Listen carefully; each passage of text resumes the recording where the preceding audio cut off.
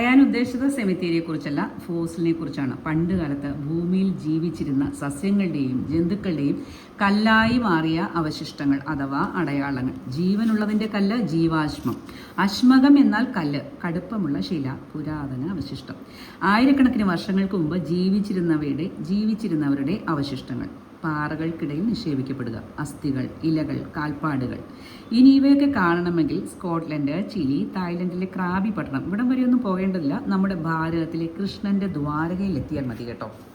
ഇവയുടെ മീതെ ഇങ്ങനെ നടക്കുമ്പോൾ, സ്പർശിക്കുമ്പോൾ, ഇതെല്ലാം ഒരു കാലത്ത് ജീവനുണ്ടായിരുന്നവരുടെ അടയാളങ്ങളെ, അവർക്ക് പറയാനുള്ള കഥകളെ കേൾക്കാം, അനുഭവിക്കാം ഈ അവശേഷിപ്പുകളിലൂടെ. തീർന്നില്ല, ദ്വാരയ്ക്ക് സമീപമുള്ള കച്ചിൽ 47 ദശലക്ഷം വർഷങ്ങൾക്ക് മുന്നിലുള്ള ഭീമാകാരനായ പാമ്പിന്റെ അവശിഷ്ടം കണ്ടെത്തിയിട്ടുണ്ട്.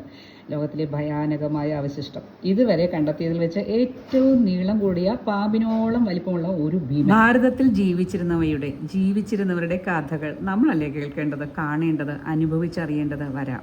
Dwarka sunset view point.